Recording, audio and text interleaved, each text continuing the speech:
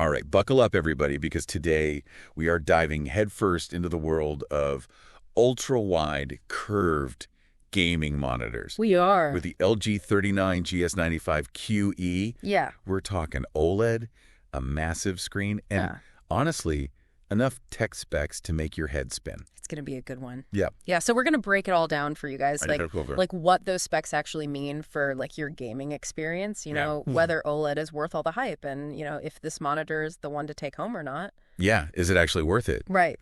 Let's start with the basics. This thing is huge. It's big. A 39-inch display, curved at 800R. Yes. Now, I know what you're thinking. 800 what now? Right. 800R, what is that? So that 800R curvature is key to this monitor's like immersive experience. Okay.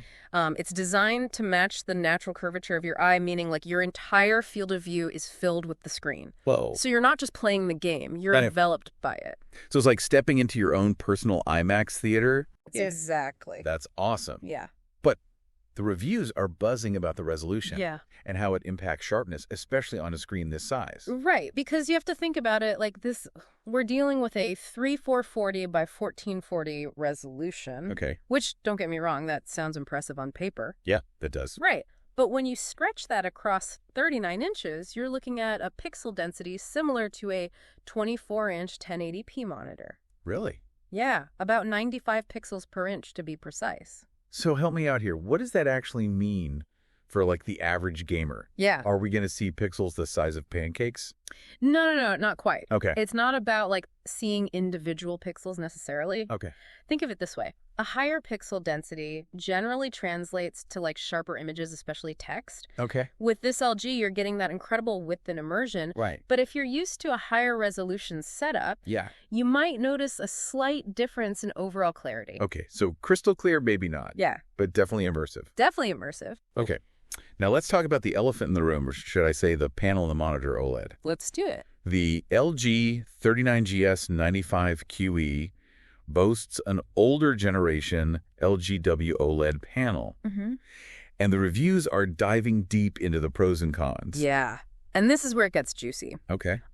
We need to talk about OLED versus the new kid on the block, QD OLED. Okay. The LG panel can hit a whopping 1,300 nits of peak brightness. Wow. Which sounds insanely bright. It does sound kind of blinding, to be honest. It's bright, no doubt, but here's where understanding the tech gets interesting. Okay. Samsung's QD OLED, even if it doesn't hit that same peak brightness, often appears brighter overall. Right. And this is because of something called color volume. Color volume? Think of it as the richness and depth of the colors. Okay. QD OLED, with its wider color gamut, meaning it can display a broader range of colors, ends up looking more vibrant and lifelike. So it's like the difference between a laser pointer and a sunset. One's like super intense, but the other one has this beautiful depth and richness. That's a great analogy. Right. Yeah, it's not just about how bright the light is. It's about the quality and nuance of the colors being displayed. That's fascinating. So even if the LG boasts a higher number on the spec sheet, the Samsung might actually feel more immersive and realistic because of how it handles color. You got it.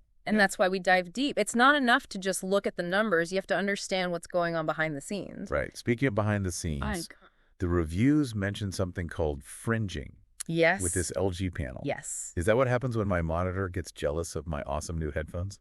Not quite. Okay. Fringing is a slight blur or discoloration that can happen around text and details. Okay. Particularly with certain color combinations. Interesting. It's a quirk of this particular type of OLED panel. So if I'm staring at a spreadsheet all day, this might not be the best choice. Yeah, probably not the best for like productivity work and stuff. Okay, but what about gaming? Yeah. Does fringing rear its blurry head in the heat of the action? It's less noticeable in games and videos with like fast-moving action. Oh, okay. Especially compared to like static content, like a spreadsheet. Okay, that's good to know. Yeah. Speaking of action, let's talk speed. Yeah. This monitor boasts a 240 hertz refresh rate. Oh, yeah. And a 0.03 meters response time. I don't know about you, but those numbers sound ridiculously fast. Yeah, they're pretty crazy. What do they really mean for my gameplay, though? In simple terms, Prepare for the smoothest gameplay you've ever seen. We're talking about practically eliminating motion blur, even in the most intense firefights. So no more blaming lag for my terrible aim. Hey, I never said that. I can't make any promises on, like, improving your KD ratio or anything. Okay, fair enough. But seriously, this level of speed is a game changer, especially for, like, competitive gamers where, like, every millisecond counts. Right. And we're not just talking about, like, high refresh rate here. The LG 39GS95QE also supports something called variable refresh rate, or VRR, with both AMD FreeSync Premium Pro and NVIDIA G-Sync compatibility. Okay, pause. Gotta geek out for a second. VRR. That's the tech that syncs my monitor's refresh rate with my graphics card's output, right? Yeah. No more screen tearing, even if my frame rate dips. It's like they're speaking the same language, ensuring a smooth, tear-free experience, even if your graphics card can't quite hit a constant 240 frames per second. That's seriously impressive. But I have to ask, some of the reviews mentioned potential flicker issues, especially with VRR enabled. Should I be worried? It's worth noting OLED technology, while amazing, has its quirks. Right. Some users have reported flickers, particularly in dark scenes with fluctuating frame rates. Okay, so a bit of a trade-off in incredible speed and responsiveness, Right. but with a chance of a little flicker depending on the game. Precisely, and it's not a deal breaker for everyone. Right. Many users don't even notice it, while others are more sensitive. Okay. And of course, we can't talk about OLED without mentioning the dreaded burn-in. The infamous burn-in. I know it has something to do with static images on the screen, but could you break it down for our listeners who may not know? Imagine you're playing your favorite RPG for hours on end, and that health bar at the bottom of the screen, always in the same spot. Well, with OLED, there's a risk that it could leave a faint ghost image permanently etched on the display. That's burn-in. Yikes. Yeah. Sounds like a Really digital tattoo you don't want. Right. Is it a common occurrence with OLED, though?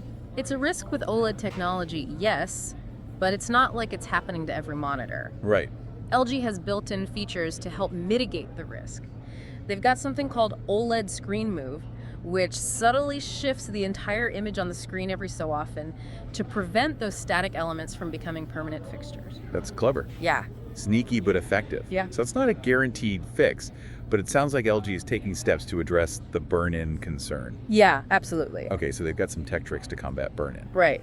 But let's be real, this level of technology doesn't come cheap. Yeah, it does not. How much damage are we talking to the wallet for this LG monitor? Yeah, you're looking at upwards of $1,300. Okay, so definitely an investment for most people. Right. You're paying for that OLED immersion, the ultra-wide experience, and those crazy fast refresh rates. But for that price, are there any other bells and whistles? Yeah, it has a sleek design with customizable RGB lighting, Okay, because it's a gaming setup without a little RGB flare. of course, it's got to have the RGB. Exactly. Yeah. Plus, it's very adjustable. You can pivot, tilt, and swivel it to find that perfect viewing angle. Okay. Oh, and it has built-in speakers. Built-in speakers. Let's be honest, if you're dropping over $1,000 on a monitor, you probably have a dedicated sound system. Right. You're preaching to the choir. Right. But hey, it's there if you need it. True. However, there's a twist in our deep dive. Ooh, a twist. A little plot twist. Remember how we talked about QD OLED being the new kid on the block? Yeah. Well, it turns out there's another contender entering the arena. Asus is about to release a very similar monitor, the PG39WCDM. Ooh, competition is heating up. What's the scoop on this Asus monitor? Does it have what it takes to go toe-to-toe with the LG? From the early intel, it looks like it's using the same LG OLED panel, so expect comparable picture quality and performance. Okay. But the Asus might have a couple extra tricks up its sleeve. Okay, I am intrigued. Spill the tea. Get this, it's rumored to have a USB-C port with 90W power delivery. Okay. That means you could potentially power your laptop directly from the monitor. Hold up. No more bulky power brick from my laptop. Exactly. That's a game changer. Yeah. One less cable to clutter my desk. I'm here for it. Right, and if that's not enough, it's also said to have a built-in KVM switch. KVM switch. Yeah. For those of us who aren't fluent in tech speak, what does that even mean? Basically, it lets you control multiple devices like your gaming PC and a work laptop with just one keyboard and mouse all routed through the monitor. So ultimate multitasking mode activated, I am sold. But let's talk price. Is this Asus monitor going to break the bank? Unfortunately, pricing and availability for the Asus are still under wraps, But it's definitely something to keep in mind if you're not in a rush. Right. It might be worth seeing how the two stack up head-to-head once the Asus hits the shelves. Okay, so to recap for our listeners, Yeah. the LG 39GS95QE is a beast of a monitor packing OLED, ultra-wide immersion, and blazing fast speeds. Yes. But the Asus PG39 WCDM might be a worthy contender with those extra perks like USB-C power delivery and a KVM switch. It's a tough call. It really depends on your priorities. If you need a monitor like right now and money isn't an issue, the LG is a fantastic choice. But if you have the luxury of time waiting for that Asus to drop, might be the smart move. You could get those bonus features and maybe even save a few bucks. Decisions. Yeah. Decisions. Yeah. That's the beauty of technology always evolving. Always something new on the horizon. And that's a wrap on today's deep dive into the world of high-performance gaming monitors. We hope you're feeling equipped to make an informed decision. Until next time, happy gaming.